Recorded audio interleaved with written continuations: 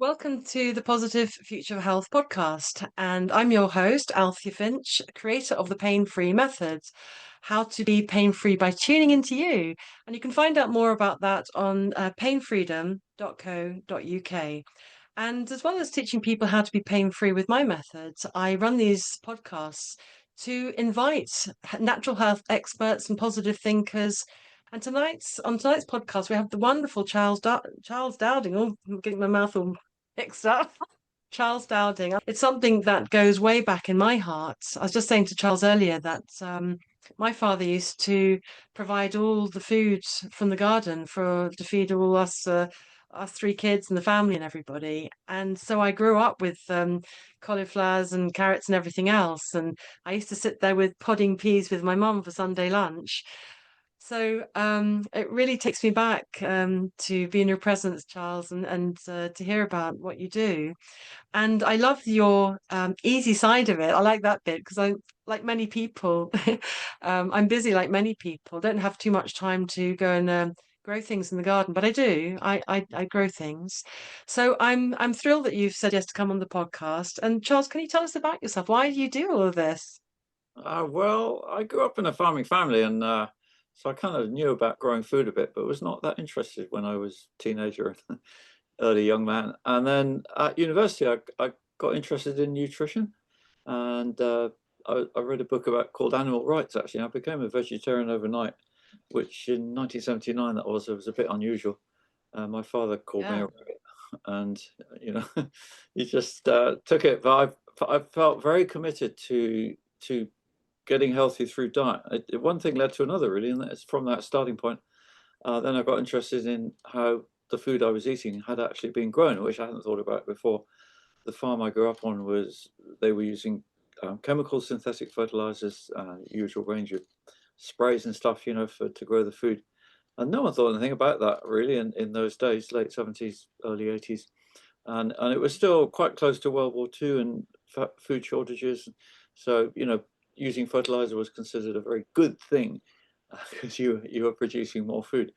But looking I into that remember. more, I thought, no, this is not right, and it's not a good way to go. And then I found some old Soil Association journals. They were early organic association, and that got me really interested. And long story short, I ended up starting my own market garden in late 1982, organic and no dig, eventually by spring 1983. Is that the place that you live in at the moment? Because I saw some of your videos, and I have to confess, I didn't know you until I came across. We met in the Wellness Way Festival recently. Barbara O'Neill and Philly J. Lane, everybody, wonderful people. And but I saw some videos from you since then, obviously, and it's a beautiful space you've got. How do you keep it all going? How many people you got working in your land? It's a lot. It's a big space. Well, because it's no dig, it's not too onerous. We do very little weeding, for example. The weeds kindly don't grow. And I'm kind of not joking when I say that. I Wow. have a good communion with the land, that sort of energy work. But more than that, the simple no dig, not disturbing the soil, means you don't get so many weeds. And that's a big factor. I see people really struggling with that on allotments where they've been cultivating, digging a lot. And it's just no fun. It takes all the fun out of it. And then they often lose interest or they're not enjoying it. And for me, that's not right. It's got to be enjoyable because that means you're putting good energy back into the land as well and into your food. Yeah.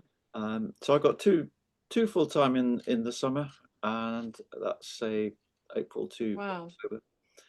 Because I'm not so full time myself, I'm doing quite a lot of other things now. So yeah, it's That's amazing. my joy as well as my work. But my work has become increasingly actually teaching about it now. I want to share Wonderful. because I can see there's a thirst for this knowledge. There is, isn't there? Because what with all that's going shenanigans going on in the world, I see people more and more kind of tuning into their needs, to questioning ingredients and being more selective about where they get their food from, supermarkets or where do they get them from. And I think your timing is absolutely perfect for that. And you have such wonderful knowledge, Charles. And you go way back, don't you? Because back to your Well, yeah, I mean, you childhood. say that timing, but I mean, I've been doing it for 43 years now. So What that's Maybe given me is experience, but and what I've found is, until maybe 10 years ago, there wasn't that much interest in what I was doing. Well, I did bring really. out my first book nearly 20 years ago now, and I'm just doing a big rewrite of it because it's surprising how much I've learned in that time. One is always learning. That's one of the beautiful things. But yeah, the thirst, the desire, not only for great food, but to be outside and reconnect with nature, I think now is really strong. And the realization that we're missing the microbes. Even you can buy organic food, but if it's not fresh from your own land, it's nothing like as healthy as what you can grow yourself.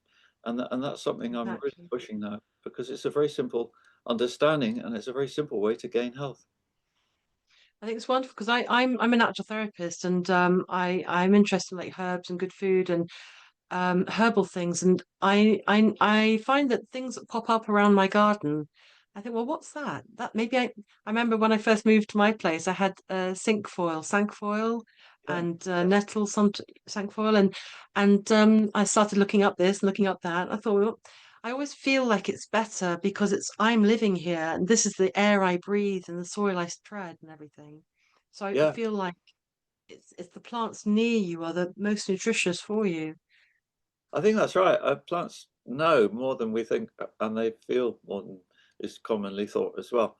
And it makes me smile actually, because like in a YouTube video, if I'm talking about mulching weeds to smother them, and I say, then the dandelions die under the mulch, and there's always a lot of people say, "Oh, but dandelions are good for you." I mean, of course, I know that. I just reply and say, "Yeah, but there's about 10,000 growing here, far more than I can eat." But yes, maybe there is a message there. I need to eat more dandelion.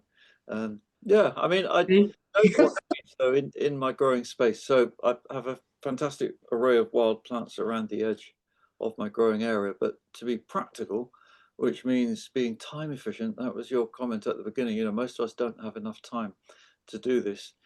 So my work is very much about explaining how to grow more food in less time. One of the key points of that is actually not allowing weeds to grow in the growing space that you've set aside for your vegetables or fruits. And that way it's easier for them. Weeds, give them an inch, they take a mile. I've learned that the hard way. So, uh, it's about being on it with weeds and respecting them, but not having them where you want to grow your carrots and lettuce and everything like that. How do you keep weeds down? Because I mean, I've got a raspberry patch. My garden seems to favour soft fruits. I've got loads of soft fruit here, but I still have to go around with the hoe here and then. Not too bad, but Well, it how do you depends. stop weeds? Yeah, no, I get that. It depends on your starting point. Like, uh, if you're starting from a weedy patch and you want to plant raspberries, and we did that this January. Actually, we put thick cardboard on very strong weeds, which included convolvulus, bindweed, couch grass, buttercup, dandelions, and then 6 inches, 15 centimeter. That's a lot of compost, which can be quite rough. It doesn't have to be perfect compost. Old manure, even old wood chip, anything you get your hands on, and 15 that centimeters. It's smothers, deep, isn't it? but it doesn't kill them all. So that you've got strong perennial weed roots like the convolvulus bindweed that eventually, well, after about 10 weeks, once the cardboard softens, then they can push up through it. And suddenly there they are at the surface. Oh my God, if you didn't know what to do, you might feel overwhelmed at that point. So that's why I teach the follow-up as well. I published a beginner's course this year actually to really emphasize these points. It's an online course on my website. And that is about the advice to keep on it with these weeds. Using copper trowel is one of my favorite tools. Copper's really good for soil energy. I mean, that's a whole nother thing. Probably shouldn't Proper go. trowel. The Yeah, a garden. little trowel. And so then the question is, people say, well, it's no dig, but you're using a trowel. And yeah, sure. No dig is not like a religious statement, thou shalt not dig or disturb. It's not digging, it's there's some disturbance of the surface compost more than anything to remove the regrowing weed shoot, not the original deep root. But Yeah. eventually, if you do that often enough, the deep root dies because it's only got so much energy. You need to also weed around the edge, your pathway. We put extra cardboard down around the edge, for example. So there's lots of little strategies to make it easier. But there is, in that first year where you're doing initial mulching to get the ground clean, it's more work. And then going back to your raspberry patch, it's probably never had that initial treatment. So you've got existing weeds that just keep pushing through, and they're actually quite difficult to weed around plants like raspberries because you've got raspberry suckers coming out all the time, haven't you? And then Yeah. they mean, it's confusion about what's raspberry and what, or you can't get at the weeds. So that's more difficult. And sometimes for those, someone took on an allotment, say, and they inherited a really weedy raspberry or even strawberry or blackcurrant patch of ground, it might be similar to move it to a piece of clean ground and start again. Because like the raspberries this year we planted in February, and they've been cropping for 2 months now, and they're fantastic, really lovely quality raspberries on new plants. So things can happen pretty quickly, and for a soft fruit, it's really It is. worthwhile. And what do you, because there's been a lot of a hose shortage lately, and just through the summer, it's been so dry, isn't it? I'm Yeah, in South London. I don't know about whereabouts are you, but I'm in South London, and it's been. I mean, how do you cope with that? Because my raspberries are lovely and plump, but they're short and yeah, fewer than last it's year. shorter than usual this year, that's for sure. But do you have? Are you still allowed to use your hose for watering? I don't watch TV, so I'm not quite sure. I just hope for the best, and they do I know, buckets and all that. And shouldn't have somebody asked says, that. "Oh, you can't be using your hose." I was like, "Oh Yeah. no, right buckets." Okay. Water Well, I mean, there. I use my hose basically. I'm on half an acre of ground that's nearly 2,000 square meters. It's a market garden. We're selling in this year, since January, we've sold £26,000 worth of produce, and that's using one hose for watering. And so one person holding it. I haven't got any irrigation system. I feel that's wasteful of water. And the amount of water I've used, I added it up just recently, is £440 worth in the 6 months since the 1st of March, the main period of using water. And when you compare that to my sales of 26,000, I feel, wow, actually that's good. So, don't be afraid. I say to everyone, don't be afraid to use water. You don't need a huge amount. And tap water is okay. I actually put a magnetic device on mine because that improves the quality of the water. It structures it, it's called. That's something that costs £50. I would say that's the best investment you can make, actually, because it also makes Wow. water more hydrating both to plants and people. I'm saying this based on observation. I'm not just saying this because I believe it. Yeah. Yeah, I've Yeah, seen yeah, how yeah. strong and healthy my plants are, and it also softens water actually. And I've seen the scale fall off my kettle. Oh, So, wow. little things like that I'm investigating all the time, making quite a difference to how things work in a positive way. It's amazing. And if somebody's not got much space, I mean, you do. And I mean, I've got a little garden. Can't grow so much in there, but I've Yeah. dug up, I'm sure my neighbours think it's dreadful. My perfect little lawn at the front, not. I've got marrows all coming out. Like, I think, oh, lovely. I love them all coming out. They're all investigating the new land. And I've got Yeah, some I a don't know few why your neighbours would not like it. I mean, surely that's much nicer than concrete. Anyway, I'm not definitely. worried about that. The main thing is you're I getting think healthy food. I We think actually, I so. grow courgettes for sale, but sometimes we miss one. Then you get a marrow before you know it. And we've been You eating them do. roasted in a bit of olive oil. Guys, so delicious. Simple Yeah. to grow, and so easy to grow. Oh, so exciting. I'm so excited about this chat. And because of course when you do it yourself, it's just I mean Yeah. I've got carrots and I cannot grow carrots in my place or tomatoes. But this year a rogue tomato grew up by the chickens and I thought, what a big thick stem and it's big fat tomatoes. Yeah. But then I've got a bucket of carrots somebody gave me. And you'd think it's really big carrots in there. At the top, you probably know this, Charles. At the top, it's about an inch of carrot, and I think, gosh, that's going to be a big one. I go pluck like that, and it's about that small. Oh dear. Damn it! Okay. Well, yeah, maybe you need to deepen your ground of it. Put some more compost on top, and I'll it's as do simple that. as that. And if you look at old-fashioned textbooks, they'll say things like, "Don't apply compost where you're going to grow carrots and parsnips Yeah. because it makes them fork." That was the original belief. It's not true, and the reason it's not true Okay. is because it was assumed because everybody was digging in those days, and it was assumed that you were digging it in. And if you do that, then you get more forking. But with no dig generally, and with the mulch or organic matter on the surface, the carrots go down straighter actually. So yeah, there's lots of Good. nice little things like that to learn.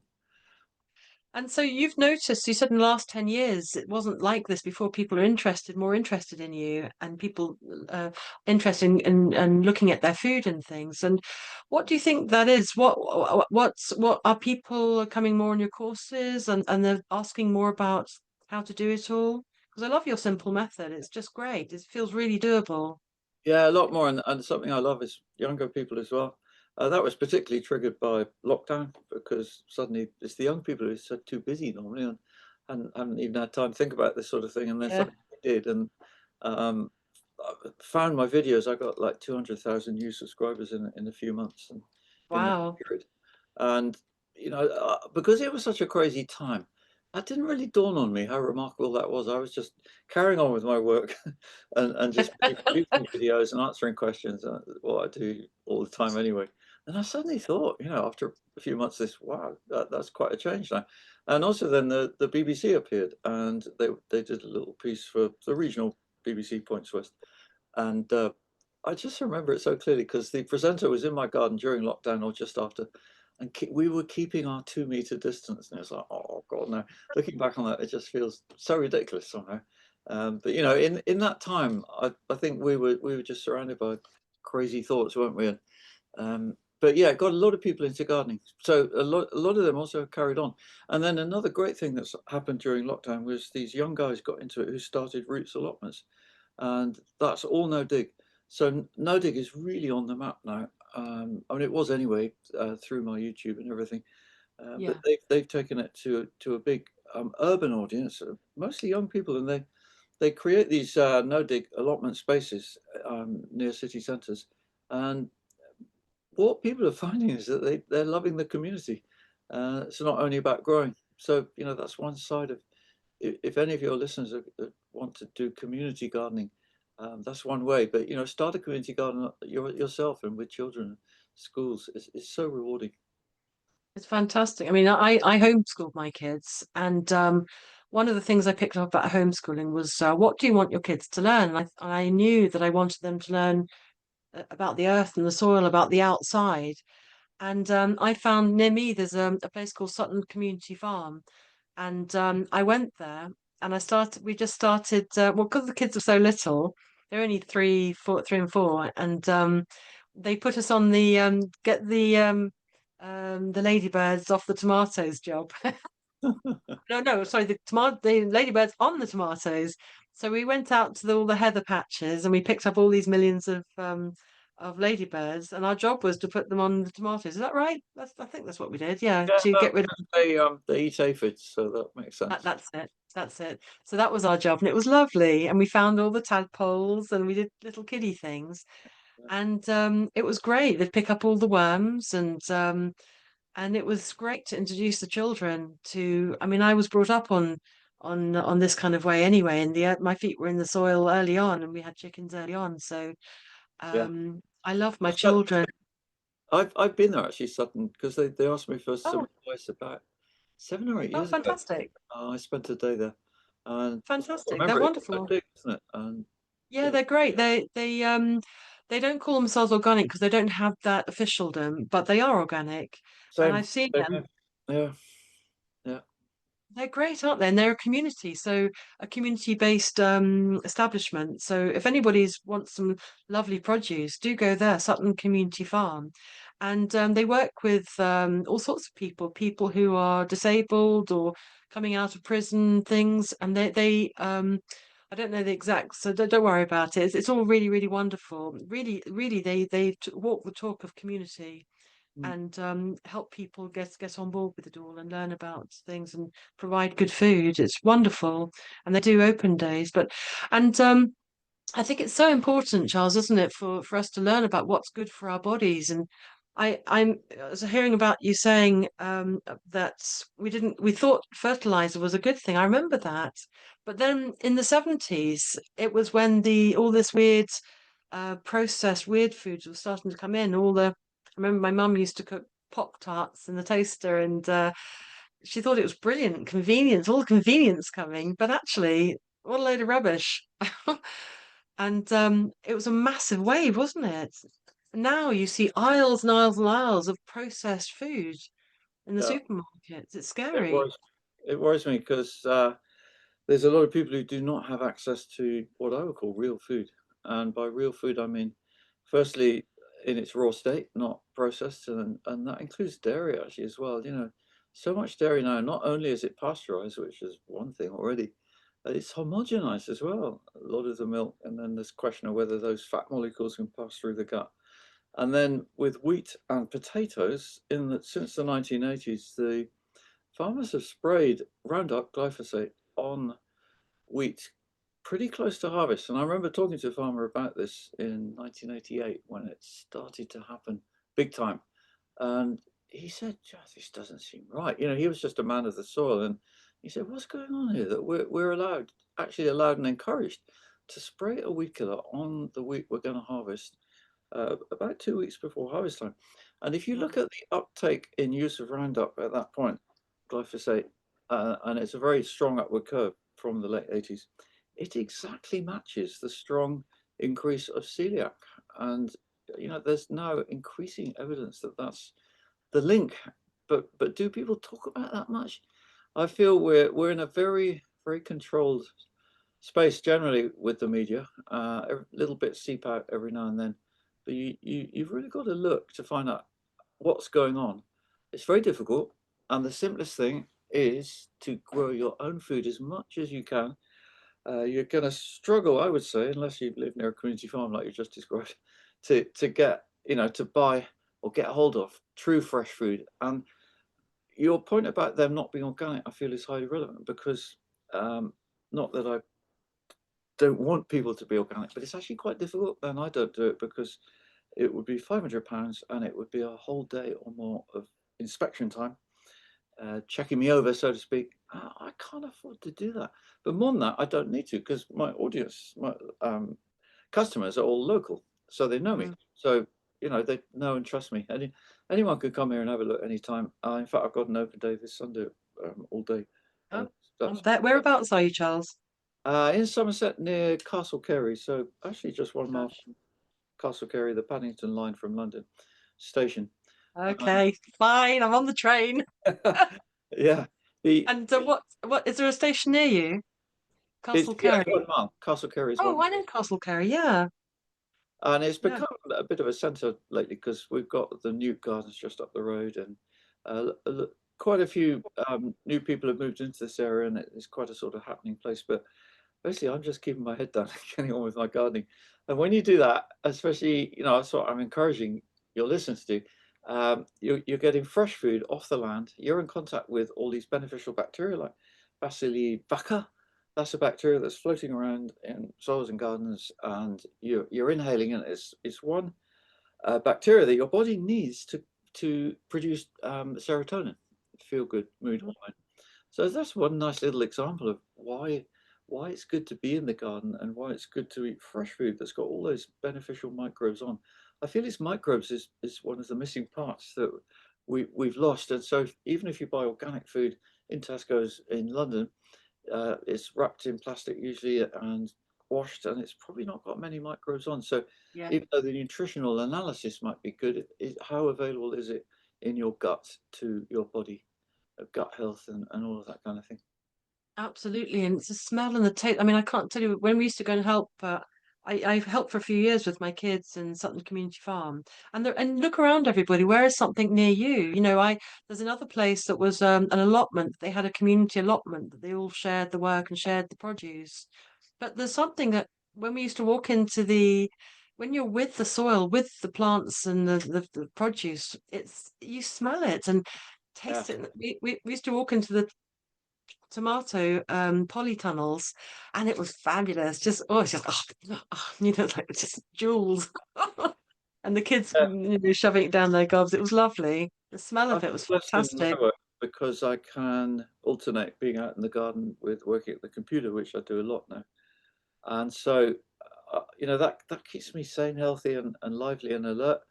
And water as well. So, being sure to drink good water and yeah, that makes a difference. All these little things you can do for health, and Yeah, gut health is, the gut is a quarter of the brain and 80% of our immune system. So, having your own great food to eat with loads of microbes just makes sense all around. totally, isn't it? And I mean, I'm doing, as many of us doing, like yourself, doing lots of computer work. And when I'm feeling that sort of that tension build up, I just nip out to the garden or just just sit there at the table and watch all the bugs and things. I love it. And or get my hands in the soil and do a bit of not weeding, composting, and picking a raspberry. It's just delightful and it's pleasure, isn't it? That does all the, serotonin triggers and all that. And I think it's so important. And what happens if people have a very small space? What if they've got no space? What can they do in their homes? Or if they've got a small space? How would they begin, Charles? Okay, so you got no space. Well, you're growing in containers then, and that would be anything from a say 10-litre pot to a bucket with holes in the bottom. It's got to be any container that the water can drain out of. And I know some people grow in old baths or that kind of thing. Yeah, an old bath actually is a really good container because it's got a drain hole. Just make sure it's sloping towards that drain hole, the plug hole, Yeah. and because that air is the vital ingredient in whatever you fill your containers with, so you can't have excess water building up at the bottom. And then I recommend filling them with compost, not soil. It's very important to be aware that then those two are not the same thing. And sellers of those products Oh, do not make this clear, and they'll often call soil compost when it's not. Soil is soil. It's very dense. It's not so nutritious. It has more weed seeds compared to compost. And so, where do you get good compost? That is not so easy. But one I recommend is mushroom compost. So that's been used for growing mushrooms. mm. It's a nice texture, light and fluffy, no weed seeds, and it's got healthy fungi in there as well from it being made for mushrooms. So that's probably your best bet if you can get it. And old animal manure, if you're lucky enough to live in horse stables or something like that, that's another Chicken option. is chicken manure. I wondered if Yeah, chicken manure sure. is too strong. Is that good? Yeah, anyone who's got a few chickens in the garden, well, you're sitting on a gold mine there for growing, That's good. Oh, that's good then. the chicken food. And the best use for it actually is adding it to other waste materials to make compost. And okay, so how do you do that? I mean, it's not easy to make a lot of compost, just to be really clear about that. So you actually need to become a bit of a scrounger and accept other people's wastes, which can include weeds, actually. I compost all my weeds, I compost all disease material, I compost all my kitchen scraps, including meat and dairy. It all goes Oh, in there. really? Yeah, dog I and thought you can't put. I thought you can't put that in because it's because of the rats, the well, mink I mean, and people say things. that, but that depends if you've got rats. And it's actually in an urban setting, it's very difficult to discourage rats, and maybe you're going to get rats. Well, if you're afraid of rats or don't want that, then don't make compost. I'm afraid, you know, even there are things called hot bin composters, which are supposedly rat proof, and I've heard of rats chewing through the 2-inch thick polystyrene sides on those. So, they're not an easy thing to discourage. You could look at it in a positive way and say, well, they're doing a good job of aerating the compost, which they do. They make it sort of run in there and move around. Well, I think they're More quite interesting. lovely. What? I mean, I'm in a urban setting, but I've got a river down the end of the garden, so we Okay. get a lot of rats. But what I find is they're wonderful because they make my compost perfectly smooth and lovely and crumbly. I thought, thank you very much. Yeah. Exactly. Look on the positive side. There's another thing actually to be said, which is people have been told to fear the disease called Vars disease, which is in rat urine. So they think, oh, if a rat's been in there, the compost is no good. And I say that's not true because with no dig, you're putting your compost on top, not digging it in. This is the difference. A lot of advice that's given is based on an assumption that you're digging in, incorporating organic matter, like that's old-fashioned in terms of no dig. So on top, the sunlight degrades this disease. That's the long and short of it. So there's so many things not to fear that we've been told to fear. Yeah. I feel we all live in a state of fear if we're not careful. And you've really got to learn to discriminate true and false information. There's so much false information on the internet about gardening. I've got enough experience. I can just spot it all the time. And how does that come about? It's not through people maliciously misinforming. It's just repetition of the same misunderstanding. And that's what I really want to cut through in my work, what I'm striving to all the time. Getting to the core principles of how things work. So when you understand that, you can then fashion your own garden based on those principles. It's not Yeah. going to be the same as my garden or your garden. Every garden's different. That's the joy of gardening. But if you understand just what you're doing, then it's going to become a lot easier.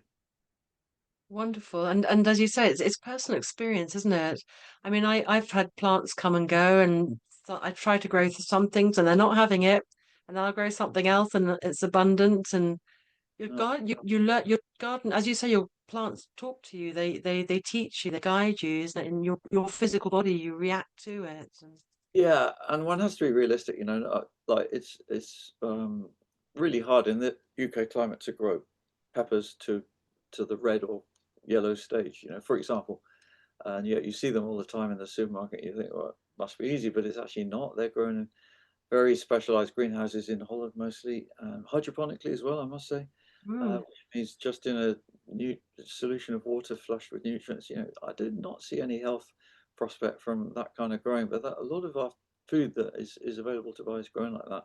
So what you're doing in your garden is so different, and I would concentrate on things like salad leaves, assuming you like them, because you can get a lot of beautiful, healthy leaves from a very small space like containers. And now, for example, even in the first week of September is still a really good time to sow from seed things like salad rocket and landcress, lettuce. Lettuce won't crop so much through the winter, but plants like the salad rocket will. And there's one called Claytonia or winter purslane. It has beautiful round and mm. mild leaves. Another one is lounge lettuce. That's been around for a long time. That never grows very big, but it's super nutty flavor. And winter greens, they're precious. I feel they're 10 times the value of what you get in the summer because there aren't many of them, and they're bringing you something green and lively and full of microbes and health at a time when your body really needs it. So this is a moment. If any of you are listening to this and you really want to do it, um, don't miss the opportunity, because you can't. For example, salad rocket, if you sowed it in October, it will still come up, but it's not going to have time to establish itself as a strong plant which can crop through the winter. Whereas if it's sown now, it can. I've got rocket came into my garden somehow, and then I've got two or three plants that pop up here and there because the wind blows it around, and your hands and feet move things around as well, doesn't it? The seeds and all that. Lovely. And tell me, how do you cope with slugs? What about slugs, Charles? Well, Drive me nuts. I get asked this a lot, obviously. This year it hasn't been too bad, and I hope that most of your listeners have not suffered slugs too much in the dry, sunny weather we've had in 2025. Whereas in 2024 it was a disaster. And okay, so how do I cope with it? Well, I minimize habitat. So I don't have wooden sides to my beds. Uh, they're okay when they're new, but as they start to decay on the inside, that gives rotting wood holes where slugs can hide during the Wow. day, and then they come out at night and eat what's in front of them. So just keep your garden as tidy as possible. That's my number one piece of advice. But I totally can see in a small garden, and I've got a small garden here as part of my main garden, it's more difficult because you've got more edge. And sometimes then I'll go out at night with a torch, and I actually either cut them, and you have to be careful saying this on YouTube. I get called a masochist. Well, maybe I am, but I mean, I've got to reduce that slug population. And how else are you going to do it? Some people say, well, you put them in salt. I mean, I think it's quicker to do the cutting. And then often they disappear in the morning, birds eat them or whatever it might be. And so, yeah, pests is an ongoing thing. You just got to work out these strategies. I heard it's one third to the pest, one third to damage, one third for you. Yeah, yeah, yeah. That's Hopefully more than that, but that's the old farmer's hopefully way. more than that. Yeah. So we are going to open up to questions time. So I'll make it so anyone can unmute if you want to ask Charles some direct questions. Just let me do the unmute marquee. And please feel free if you want to ask Charles some questions about your garden, about anything he's been talking about. Go ahead. Or we'll keep chatting while you ever think of your questions, everybody. Yep. If you want to unmute yourself, Susan, and have a chat. Shall I read your question out, Susan? Susan says, I've been growing vegetables for nearly 50 years and have been growing in the no-dig way for about 3 seasons and mixed success. We have very sadly soil which loses nutrients and dries out very quickly. In spite of all the compost I add, this season has been very dry, and some vegetable beds we have found that the soil has compacted badly 3 to 5 inches below the layer of compost, which we put on the beds last November. Can you please explain why this has happened and how to solve the problem to the future? Okay, so sandy soil is one of the most difficult for growing vegetables. Vegetables like rich soil, and as you say, your sandy soil is not maybe holding the nutrients, so it's not.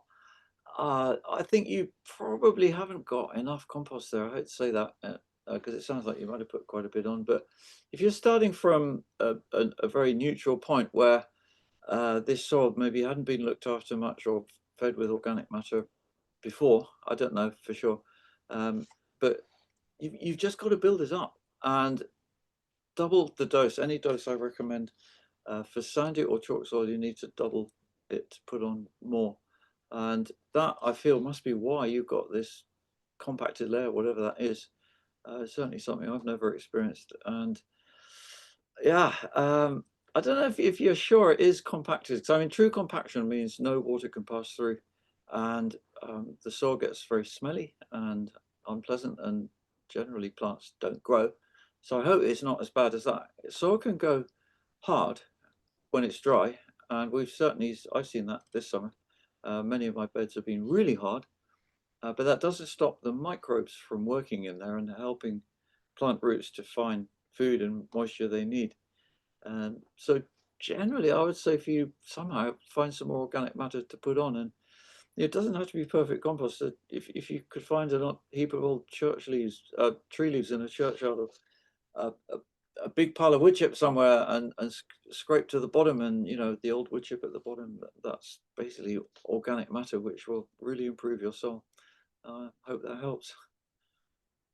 Okay, Susan. And does anybody else want to unmute? If you just unmute yourself and ask Charles a direct question, if you like.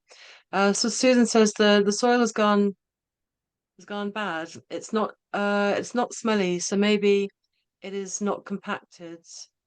Thank you. I'll order some mushroom compost this year. Oh, great. Yeah, well, maybe put some more of that on. Give it a go. Because why is mushrooms particularly good?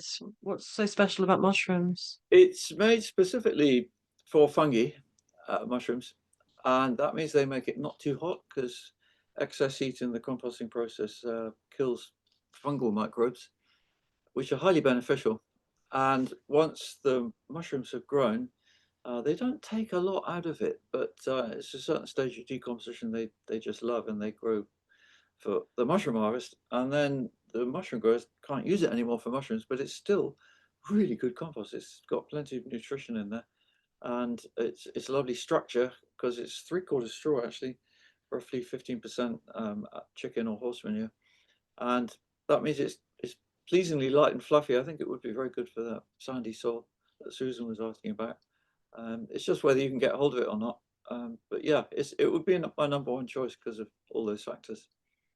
And it's probably a good time to get them now because it's the autumn, isn't it? Perhaps the mushroom growers are having had enough of it.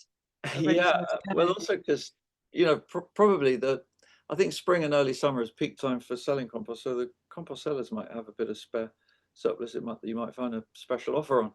That's really worth looking out for, and garden centres as well, because again, it's another misunderstanding. People have been led to believe that compost can get out of date, a sell by kind of thing, and I don't agree with that. I've used some 2 or 3 year old compost from Saks before, and it's been fine. So look for those bargains, and that can be a way of getting hold of a decent amount of it's organic matter more than anything that you need in whatever shape or form, because that's carbon, and carbon in soil binds with other resources in the soil, and also enables plant roots, a whole structure so that the roots can travel more freely in there. It's food for microbes. Carbon is all the sugars that we talk about. They're all carbon based. The foods that roots exude. If I could just mention actually at this point, photosynthesis is such a key point, and the energy that we eat through our food, it all comes from the sun, and that's through photosynthesis by plant leaves. So they are converting sunlight into carbon, which travels down through the plant sap, and roots exude that as sugars, plant carbon compounds. Oh, sorry about that. I'm going to just mute it. Don't get many phone calls. Well done. And that was, yeah. So roots are exuding these carbon wastes or waste to them, but those are eaten, they're gobbled up by the microbes like the mycelia and the bacterial networks, which in return go finding nutrients for plant roots. So that's a big way that plants feed. And that's why fertilizer, synthetic fertilizer, is so bad. And there is now scientific, for want of a better word, research coming out about this, finally. The realization that how important microbes are, soil microbes, and the realization that fertilizers depress them basically because they make them redundant. The plants can very quickly and easily grab fertilizer food, nitrogen, potassium, phosphorus, whatever it is, farmer or gardeners putting on. And that is just water soluble nutrients in different forms. It's very similar to junk food. It's like, so plants are eating, I would call fertilizer junk food. And the analogies between us eating food and plants eating food are so strong and numerous. It's just mind-boggling when you look at it and realize that it's very simple. Mm. Mistakes that are going on. And I, it's not like anyone to blame because farmers have been encouraged to use fertilizer because it makes cheap food basically available, and who wouldn't want that? But Yes, it's definitely. being realized, the consequences of that, and a lot of soils are depleted of microbes. So as gardeners, we can more easily rectify it than farmers. And by getting some compost onto the surface, not incorporated in that, encourages the soil life to come up looking for it, and it encourages all the biology in the soil to be more active, and that's the precursor to both plant health and our health. It's so pervasive, isn't it? It just goes through and through the whole cycle. Yeah, And I've heard of people like just chucking compost on top, like not compost, like just banana skins and onion skins just straight on top of the soil. What do you think about that? yeah. Well, that's the way of doing it. But it's important to know that that can encourage slugs. Going back to your question about slugs, slugs eat decaying organic matter. That's what they thrive on. That's their job, you could say, in nature. They're recyclers, and if you give them a lot to Yeah. recycle, their numbers will increase. So that's why I prefer to put that in my compost heap. And you can get very small compost heaps that work. Like these conical plastic bins, Daleks, sometimes called 220-litre containers, which actually take quite a lot of material to fill. But if you go to your local coffee shop and get the coffee grounds, um, anyone throwing out hedge trimmings, weeds, whatever it might be, keep an eye out for what your neighbours don't want. To a lot of people, stuff that we want as gardeners is waste, and waste is what you need to make great compost. Waste materials of any kind. So that will reconnect you with nature. Actually, making compost can become quite an engrossing habit. And It is, and I've got one of those plastic ones, and I find that I fill it fine. What with grass cuttings and hedge uh-huh. cuttings, and then all our daily. I have one bowl for the chickens for edible stuff, and one bowl for the tea bags and all the rest of it. So you're Mm. saying that you can put it does get quite smelly, and when I open it up, you've got millions of those red worms, and then you've got all the flies that come out. But I have it down the end of the garden, so it doesn't bother me. Yeah, But but flies out there, they're part of the decomposition process. yes, yes. Gnats, whatever it might be, all of that stuff. Yeah, It's life. totally. I think we've been programmed a bit to not want these things, but actually, when you're in the garden, at least you wouldn't want them in the house. But in the Yeah. garden, it's all a joy to see. The more life you have, the better. In fact, in a compost heap, I always find it amazing to see wood lice, um, frogs, and toads. We got a lot of little toads in the garden this year. That are so happy, Oh, hopping around. You see them in the compost as well, and and eat slugs. They eat slugs. yeah, toads eat slugs, exactly. So that it's one of the beauties of no dig. You're allowing this network of life to sort itself out, and rather like you were saying about the ladybirds as well. On my aubergines this May, I had so many aphids. It was a real aphid spring with the warm, dry sunshine. They love that. Plants are under stress a bit. That's a sign. That's when aphids are attracted to that. So that's why watering actually is a really good remedy, both spraying plants with water to wash the aphids off and also make them stronger.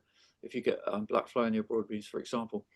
And then, I was starting to despair a bit, but I knew what was going to happen. And sure enough, it did. First week of June, suddenly all these ladybirds appeared without me actually having to go and fetch them. Because what you need a build-up of the pests for the predators to have food to eat when they arrive. So basically, the kind of nature set it up that way. There's no good the ladybirds appearing right at the moment the first aphids arrive, because there aren't enough to live on. But if the aphids are allowed to build up a bit and get a big population, then the ladybirds arrive, and boy, do they make a difference. Within about 10 days, there was hardly an aphid to be seen, but just a few, and there's just a few ladybirds now. So, you know, that's really nice when you see that, and that's using no poisons of any kind, not even so-called organic ones, which I'm quite mistrustful of, actually. Like, I never use these so-called organic slug pellets. They're held together by chelates, they're called, a binding compound, which has been shown to be poisonous to soil, some earthworms. That was a study from Leicester University, I think it was. You know, so all these things, just keep it simple, keep it natural, and accept that there will be some pest problems sometimes, and often they'll sort themselves out. I find seeds practically impossible to grow in my garden, but I grew some wonderful asparagus one time, and I put them into, I was so fed up with the slugs, I put them into a plastic bag and I tied the knot on them, and I forgot about them. And then I noticed all these wonderful shoots coming. I had hundreds and hundreds of asparagus shoots. Oh. So that's all in the front of my garden. Yeah, because once they get past a certain stage, the slugs aren't interested, are they? They don't bother. Yeah, that's so true. So that's why sometimes going out at night in early spring, when there's lots of little plants in your garden, either collecting the slugs or cutting them, whichever you do, you know, reduce the population basically, because it can be carnage otherwise. But if you can get your plants bigger, yeah, for sure, it's the chance of success. Wonderful. And Charles, tell us about this course that you're doing. You're just doing this beginner's course. Yeah. Tell Yes. us about it. Well, it's explaining everything from the beginning. So it includes like a bibliography of terms, because I think gardening sometimes we can use words like mulch. People, what is that? You know, if you have never gardened before. So I define all the words and terms. I want the participant to be really comfortable with what they're learning, and it's not massively long. You know, I've kept it as brief as possible, and I work with Anna, who's one of my team, and she's a beginner gardener, so she really helped, because she'll say, you know, you beginners won't understand that. You've got to explain it more clearly, or this is too complicated for beginners. Whatever, cut that out. And so it's got the necessities without overwhelming you. That's the idea. And it's taking you through how do you go from weeds to just a nice bed or two, and very much advising someone starting out to start small. I think the worst thing you could do would be take on an allotment if you're a beginner. Allotments are way too big for beginners. You know, if we're talking full size allotment, they're huge. Just a 1/10 of a size allotment would be enough for, say, 2 beds of 1.2 by 2.4 meter, 4 by 8 feet. You could grow a lot in them. So start small. We give all those tips.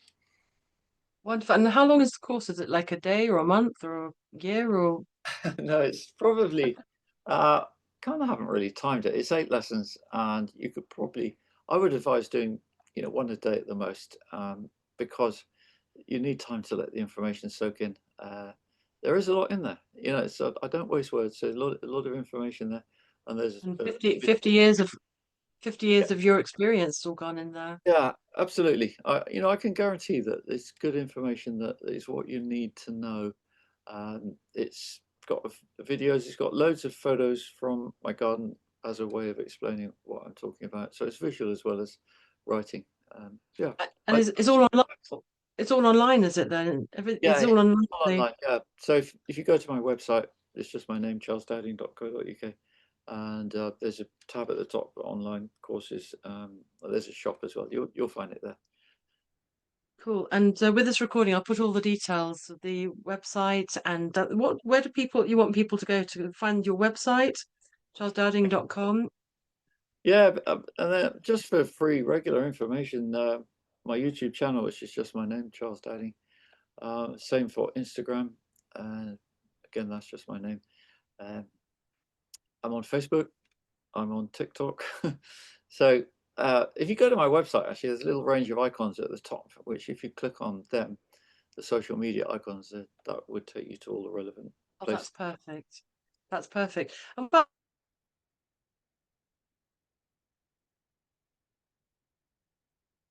I lost you. your book, how many books Lovely internet. You're doing a Ah, rewrite. You're doing a rewrite of my first to one. your, yeah. Yeah, Is that I've written 16 now, and there's another one coming out next spring actually, which is about companion and interplanting. There's so much to say about gardening. I never thought when I wrote my first book that I'd write 16. And I've also, wow? yeah, I produce a calendar of sowing dates because every year, so the one for 2026 has just come out. You can find it on my website or on Amazon. You know, it's around and about. And because Brilliant. I've noticed how, that can be a source of failure sometimes, which is what I don't want. And it's because seed packets are not always precise enough about sowing dates. And they're not trying to give false information, but they don't give you precise enough timings, and that can make a real difference. Like if you sow, for example, salad rocket in the spring, it will come up, it will grow, but it doesn't crop for long before it flowers because and same with spinach actually, it's just coming up to flowering time, which is late May and June. So you're not going to get a big harvest. I mean, is it worth it? I would say no. So lettuce in the spring and peas for shoots, for example. There's alternatives. There's seasonal options, and that's the kind of thing I'm looking to encourage through the giving the dates in my calendar. Because it's very sensitive. When you sort of get more tuned into it. I mean, I'm not a full-on gardener. I'm sort of 20% gardener, and when you do allow yourself to sort of watch the seasons and watch the sort of Yeah, the flow of the garden, and you can see that, of course, you can't plant this then, and that's got to be planted another time because the whole energy is sort of up, and then now it's sort of burning out, isn't it? It's all dying yeah, off a little bit, yeah, and now it's sort of berries and nuts coming, isn't it? And very much mushrooms. so. And yeah, also it's season of harvest, which is lovely, and it's season of starting to nourish the soil and think of next year. Some people say early September is the big start of the gardening year. I would say more early November, but the point being that you're finishing the harvest of this year, and you don't wait until January, but you like what we do with no dig is we put a little bit of compost on all beds every year. It's not about thinking what's going to grow there. It's very simple. You're just feeding your soil, and you're not thinking ever in terms of feeding nutrients to plants. So it's just that one simple process, so that plants grow really well the following year. Okay, because my front garden has been just a patch of grass for a long time, apart from the asparagus, which is wonderful, and very exciting to see it pop up. All the kids say, "Oh, Mum, another one!" In May it all pops up, brilliant. But I've just planted a load of kale and tomatoes and sweet corn a couple of months ago. It was pretty poorly land, so I didn't know about this digging in thing anyway. I just Okay. plonked all my compost on top Right. and it's not too bad. It's not brilliant, but I think it just needs more feeding then I suppose. Probably Just more got to compost. Yeah. feed it Uh, more. but no, it sounds a really promising start. If you only planted tomatoes a couple of months ago, I don't know if they'd have time to mature. I mean, have you Yeah, got no, much? that one was it was I got them the rogue one that's come in and just arrived in my garden. It's near Oh, the compost. It must be in a yeah, rogue right. seed.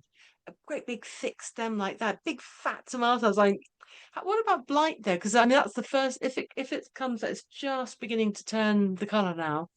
Yeah. Um, what about tomato blight? I mean, I've just not been able to grow tomatoes at all till now. Well, that's there's two things. One is to have got them in the ground earlier than you did, so that they would have been cropping. Actually, you'd have been picking tomatoes for a couple of months already if you had got the right timing. You didn't know that, so but yeah, to give you an idea. And then, 2 months. yeah, the blight often does come, and it's a very difficult one to prevent. But it means you at least had a harvest before it arrives, because we're coming to a very difficult time for tomatoes now with warmth and rain, humidity. But there's two varieties you can grow called Crimson Crush and Rose Crush. I've got them in my garden, and they're very tasty tomatoes, and they do resist blight. It doesn't mean to say they're immune to it, but they will not get it nearly as fast as many of the other tomato varieties. Brilliant. You'll get a longer period of cropping, and I've got both of those in my garden here. I picked a truss of Crimson Crush 2 weeks ago that weighed 2.7 kilograms. That was four big Oh tomatoes. wow. Yeah, it blew me away actually. But it's just an indication in a good summer of how the success you can have. And I would say in London you've got more chance because it's warmer. It's warmer than here. You can use that. That's a benefit for growing things like tomatoes, sweet corn, well, a lot of plants, aubergine, and so on. Okay. It's timing, isn't it? I need to get your calendar. Yeah, I would recommend it. Yeah. I thought that rogue tomato would be fine because it's such a big, thick stem and it's come up all on its own when it wanted to. So I'm hoping I'll let you know that it's Yeah. just beginning to turn a bit yellow, just I mean, one way about to that. reduce blight is if you can work out a way to keep rain off the leaves, because Ah, that's where blight spores then can develop in wet leaves that stay wet for, it needs to be up to 48 hours, so it's when there's regular rainfall. I don't know where it is and how that might be possible for you, but if you could work out a way like an umbrella over your tomato or something ridiculous like that, you know, I can keep do the leaves that. dry. That's I've reduced just blight.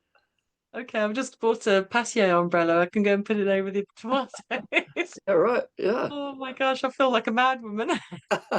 Yeah. Oh boy, your neighbors will love it. Yeah, but that's really great, Charles, because if you know the knowledge, if you understand the rules of what you're doing, Yeah. then you've got a chance to get good produce, isn't it?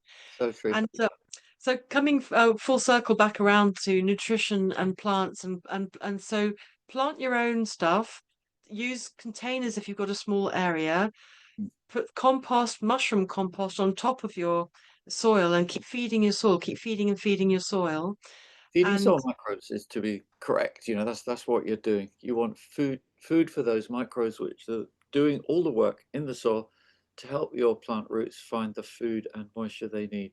So think of it in those terms. And that's why no dig is so good, because you're not disturbing those precious microbes.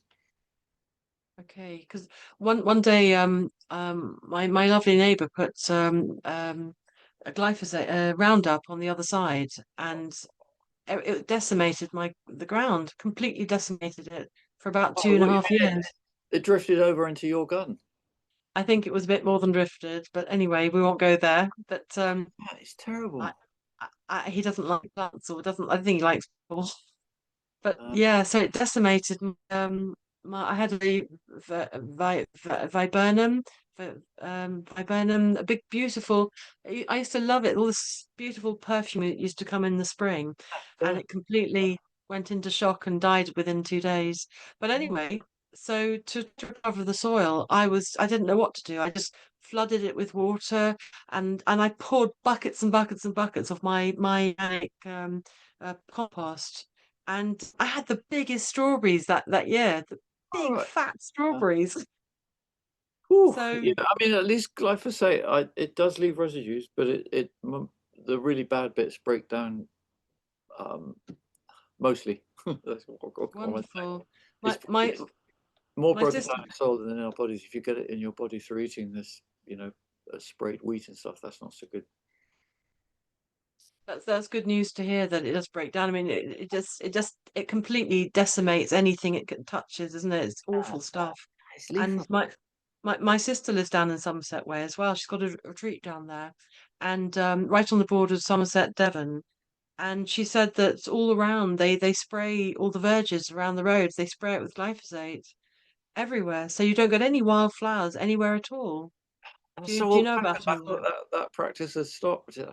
We saw it back in the late 80s, early 90s. My brother went organic on his 1,000 acre dairy farm, big farm, and we've been noticing for that, there are not so many bluebells in the hedgerows and things, that they all came back when the land was not receiving the poison anymore. It showed how much it Mhm. drifted even through the hedges, and this stuff is quite pervasive. So yeah, if you're on an allotment, I know this can be difficult, and I think there's a case for having a chat with people about it. People shouldn't be allowed to poison other people's land and plants. It's actually disgraceful. It's technically it's by law it's criminal actually. It's criminal offence. All right. Yeah. And I told my neighbour, I looked it up because I knew it was because he Uh, did it to my blackberries, and the blackberries all the leaves feathered. And I thought what's going on there? And I looked it up and it was glyphosate. yeah. The blackberries were trying to Yeah. disperse. Yeah. And but I looked it up and I said to him, look, it's banned in many countries, and there's court cases about because people have got cancer from it from spraying it all day long, and it's really nasty stuff. It's dangerous, and I've got cats and children here, so he stopped. Was your But neighbour, did you take that on board or not really? hopefully, Very likely. Hope so. let's say yes. Yeah. Okay. Well, I had those massive strawberries, and I was a bit scared whether I could eat them or not. But I thought, well, if the strawberries are alive and really thriving, I think you're okay there. Yeah, it they must were be good. sprayed.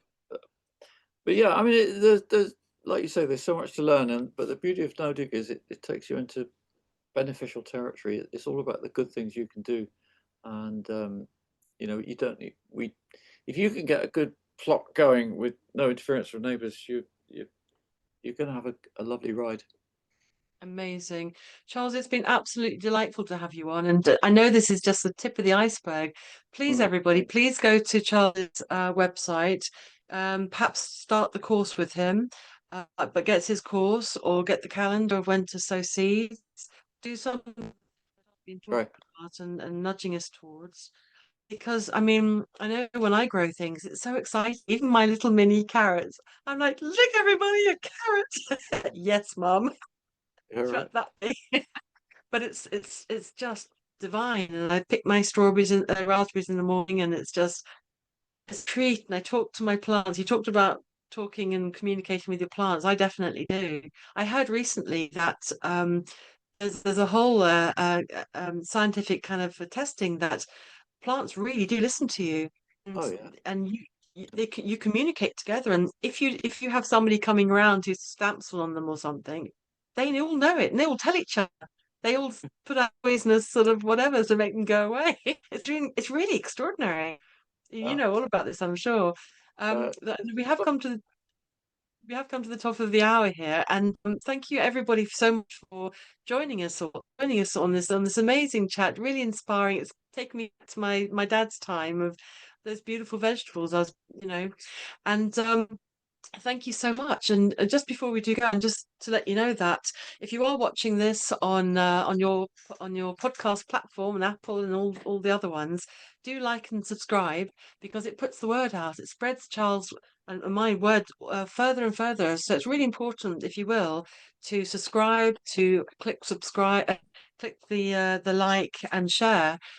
It puts the word out further to educate and put the word out to more people. So do that. And we have, as well as I teach how to be pain free by tuning into you. You can find that on painfreedom.co.uk. But we also have, I also run this podcast, of course. And just letting you know, on the tomorrow, we've got Cheryl Taylor coming on talking about how to. Helping you restore healthy hair and confidence. And we've got some amazing people coming on, just like Charles. So do come along to the podcast and book yourself onto the next talks. And Charles, thank you so much. I always like to leave my guests with the last word. Can you give us, would you like to give us some sort of word or point of view or thought to leave us coming away from this talk? yeah. Grow health. Health is a positive state. It's not just absence of disease. So it's a very positive thing you're doing when you're growing your own food, even if it's not a lot. And I do recommend just eating a little bit of homegrown food every day because those microbes are going to help you find fantastic wellness, especially ahead of winter. This is a great time to start and do it and start small and have fun. That's also really important. Enjoy the process. Amazing, Charles. Thank you so much. And do join Charles this Sunday on his open day down at his, is it called the farm or your home or Yes, Saturday, actually, Saturday the 6th. Saturday? Yeah, all the details are on my website. But yeah, it's my farm near Castle Carey. It's open. You need to buy a ticket. That's all in aid of charity. It's a way I've stopped having too many people, actually. Yeah, we've got about 400 people coming already, but there's Okay. still room for a few more. So we'll park the cars in the field, or if you get the train, you can walk there. Actually, it's 20 minutes. So yeah, maybe see you then. Amazing. Thank you so much. And you'll find everything on charlesdowding.com. .co.uk. Is that right? .co.uk. Thanks, Althea. Sorry. Thank you. Well done. Thank you. Thank you so much, Charles. And thank you, everybody, for joining us. I'll see you on the next one.